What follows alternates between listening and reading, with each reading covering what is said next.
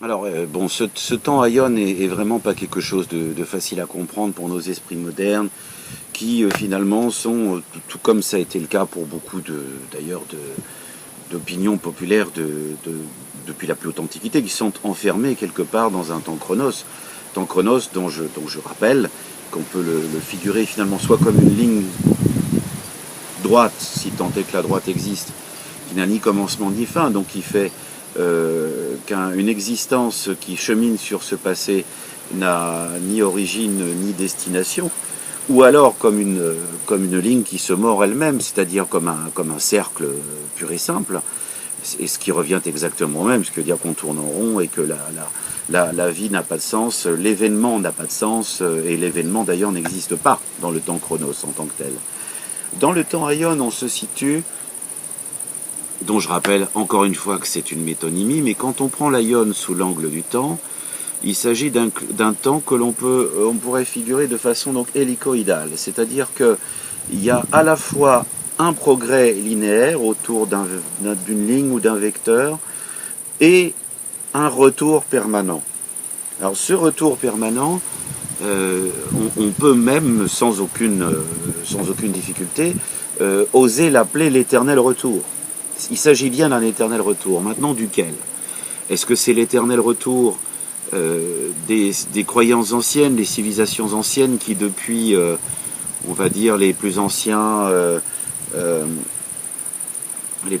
Grecs, les plus anciens Indiens, jusqu'aux premiers chrétiens pensaient que la transmigration des âmes était une réalité absolue et que ces âmes, donc ce temps Aion servait à ce retour permanent des âmes sur le monde?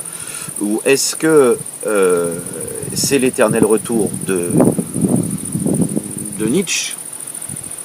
C'est-à-dire, est-ce que l'Aion est un support qui inspire l'être psychique à vouloir vivre sa vie de façon à ce qu'en fin de compte, elle pourrait être revécue de la même façon, autrement dit, si l'on veut, sans regret pour ses actions, sans négligence pour ses devoirs, entre guillemets, etc. Est-ce que c'est encore un éternel retour héraclitéen qui fait que l'eau revient tout le temps, mais que ce n'est jamais la même eau? Le temps Aion rejoint beaucoup la métaphore héraclitéenne du fleuve, rejoint beaucoup cela. Il y a beaucoup de vent, j'espère que ça ne va pas trop pourrir l'enregistrement. Bon, donc voilà ce temps Aion. Alors je rappelle que finalement pour les penseurs gnostiques d'Alexandrie et en général, et pour les néoplatoniciens, les chrétiens, les premiers philosophes chrétiens en particulier, toute l'approche de la vie était conditionnée par la perception du temps et réciproquement. En fin de compte, rappelons, il faut toujours dire les choses 3 fois, disait Platon, rappelons que finalement se laissent aller au chronos tous ces êtres qui se définissent eux-mêmes comme inutiles, eux-mêmes comme dans une vanité absolue de l'existence, comme dans l'absence totale du sens, l'absence totale de la grâce, et par voie de conséquence, et c'est là où est le danger actuel du matérialisme, qui devient nihiliste et abétissant, l'absence totale de devoir au sens le plus noble du terme, c'est-à-dire l'absence totale d'éthique. Sachant que, en ce qui me concerne, je ne pense pas que l'humanisme puisse porter véritablement l'éthique. Mais ça, donc, c'est un autre sujet. Quelqu'un qui se situe dans le temps Aion, donc, qui appartient à cette catégorie, non pas des êtres illiques, c'est-à-dire des êtres, on va dire, voués à l'errance, un petit peu du temps chronos. Dans le temps Aion, on rencontre des êtres psychiques. Des êtres psychiques sont des êtres qui ont conscience d'un sens du commencement, d'un sens de la continuation ou de la fin, FIM bien sûr, et qui sont, en tout cas de façon tout à fait nette, dans un fonctionnement du type éternel retour. Un des 3 fonctionnements que j'ai évoqués avant, dire soit que ces personnes estiment devoir travailler sur la pérennité de leurs existences, auquel cas il faut accomplir les bonnes actions au bon moment. Quand je dis bonne, c'est pas forcément ce qui est bon, ce qui est bien, c'est plus complexe que ça, mais les bonnes actions au bon moment dans cette existence, de façon à préparer l'incarnation suivante. Ça, c'est une vision de l'éternel retour.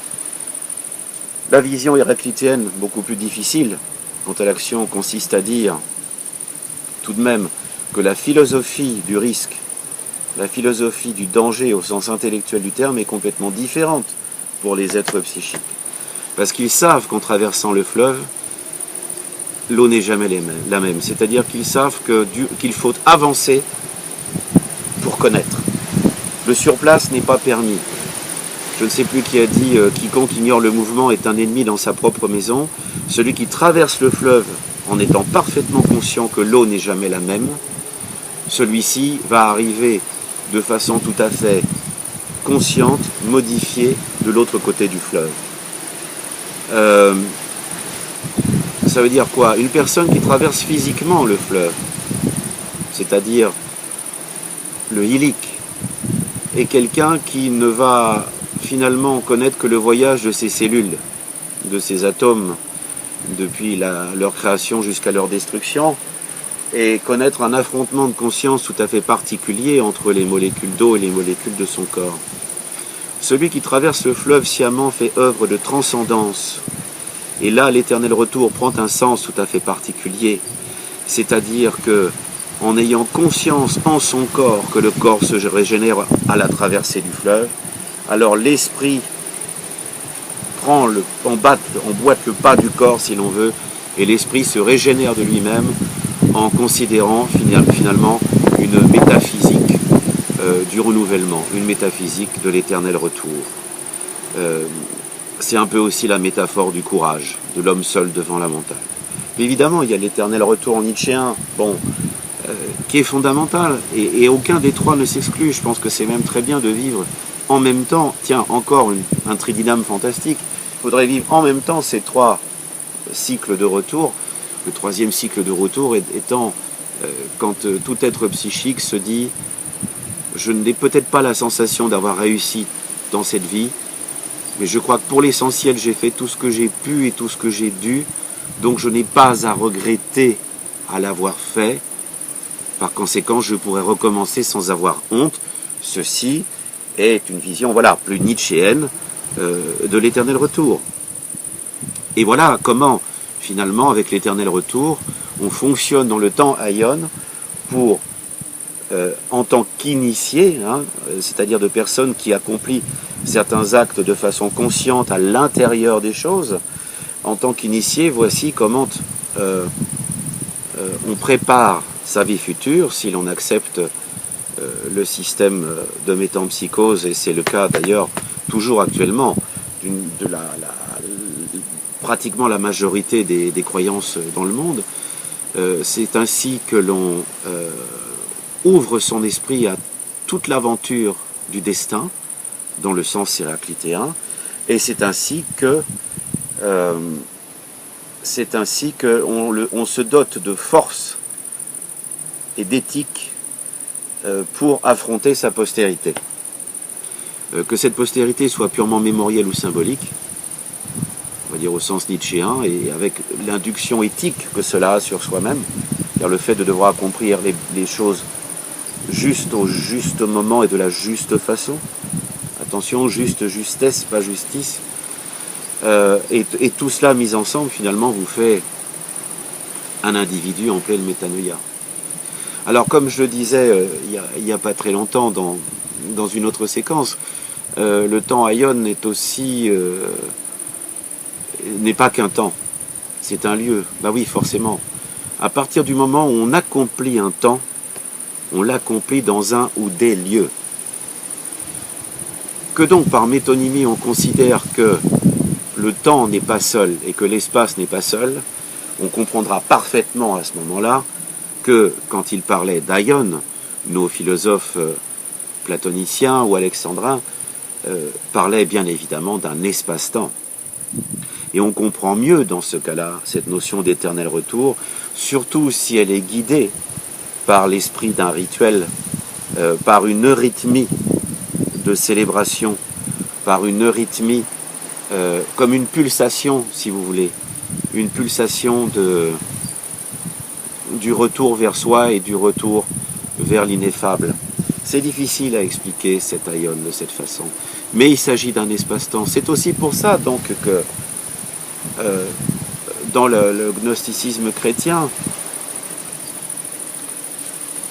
tout en fait les personnages de force, toutes les entités qui sont présentes dans le mythème chrétien peuvent être regardées, peuvent être considérées comme des aions.